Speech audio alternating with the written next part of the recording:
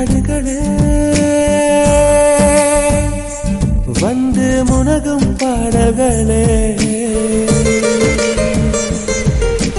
தூரச் சிகரங்களில் கண்ணீர் துவைக்கும் அறிவுகளே